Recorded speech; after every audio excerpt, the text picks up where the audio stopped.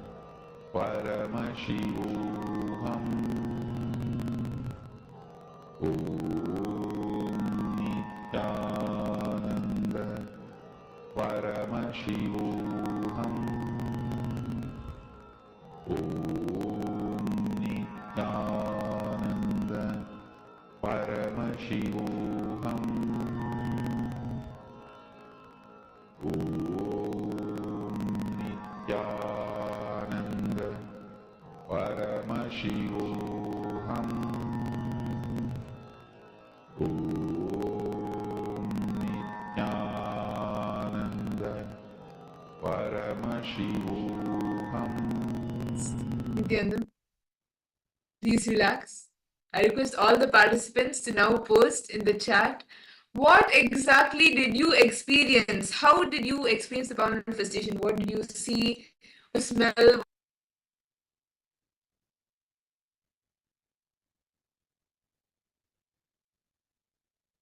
Ma Aguru Rupini. Okay, Ma Priyatma Swarupini, taste, it, smell, rice, Smell odor. nice, odor, feels soft and bit sticky. Okay. Ma Grazina Maria, what did you see? Ma Tana Devani, Ma Mahasadashiva. Ma Guru Rupni, what did you see? Ma Asana Saxena, Ma Kaili Wong, Ma Siavu. How about you, Rahulaya? What did you see? What did Swamiji show?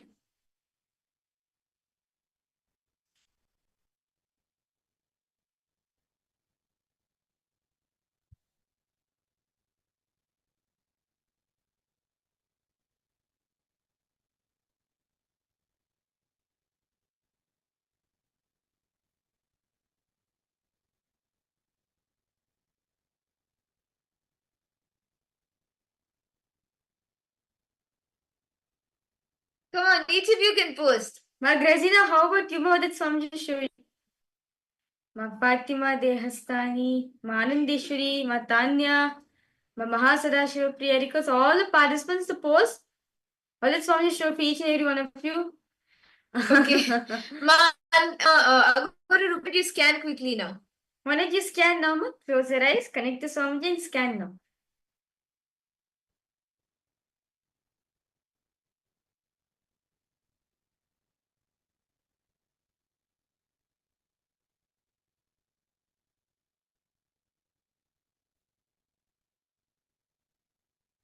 The two words appeared to me, and raspberry. Okay, that's nice. Manya, Manya Rupini, Ma Maluhya Mauna, Ma Shuldini Durga, Ma Kaili. Each and every one of you can post. I saw work with trees around and the Okay. What fragrance you got? Fragrance. Like what did you get exactly? Which can you describe the fragrance? And anything that you felt, anything you heard, anything you tasted, anything.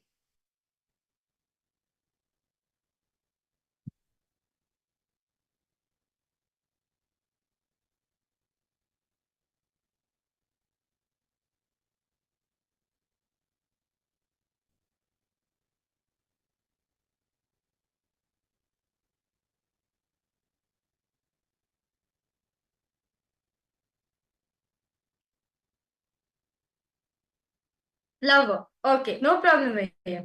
So let's now verify the answers for all the participants. So the image which we are projecting for you was actually a radish. Radish taste is slightly spicy and zesty. Is fuzzy and hard. Smell, pungent smell. Sound, no, there's no particular sound. So this was the answer. Radish was the answer for this. Okay, let's try all this answer. How if you saw spicy something like? Okay, I'm not sure. Maybe in different radish in different parts of the world might be different. So I okay. I mean, like the radish in like the radish in can be different. The radish in US can be so it can be different taste, right?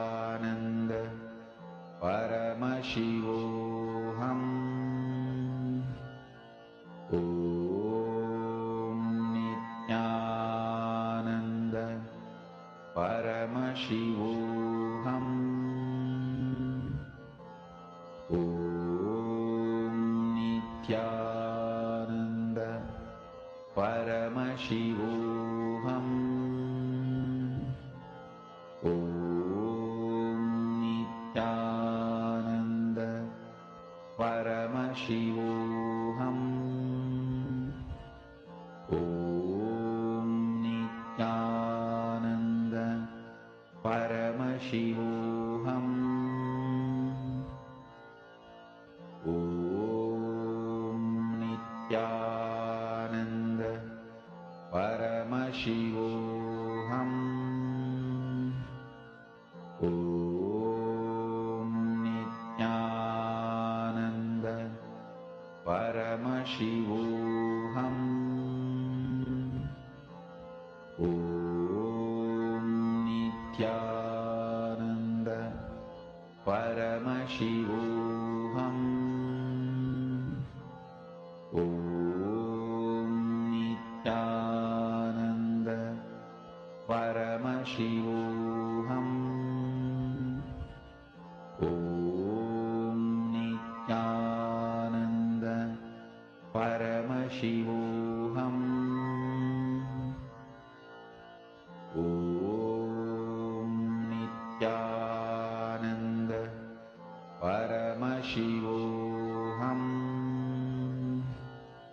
Om Nithyananda. Paramashivoham. Om Nithyananda. Paramashivoham. Om Nithyananda.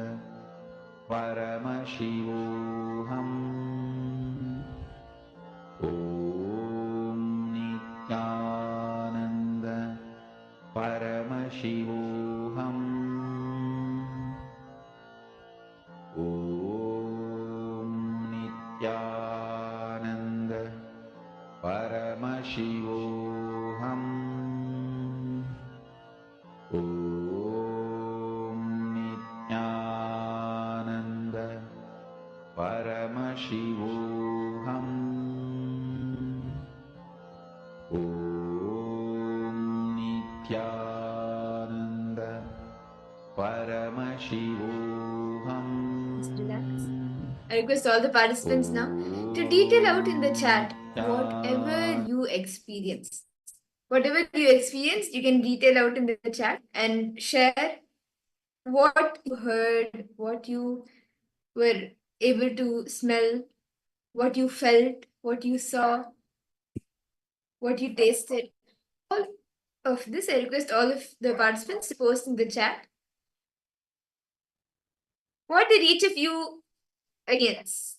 Okay, we request all the participants to post what is it that Swamiji showed for each and every one of you. Metallic sound, turmeric taste. Okay, that's interesting. How about not much taste, not much sweet taste, feel chill, smell nice, sweet smell, quality flowy. Okay, turmeric, corn, candy. Okay. Yes. Ma Aguru Rupini, what did you see, Ma? Irene Lemos, Nithyanandam. What did you see, Ma? What did you see? What did you taste? What did you hear? What did you feel? Ma Grazina Maria, you posted metallic. Okay. Okay, something yellow, it tastes spicy. Okay, that's nice. Okay, so verify the answers.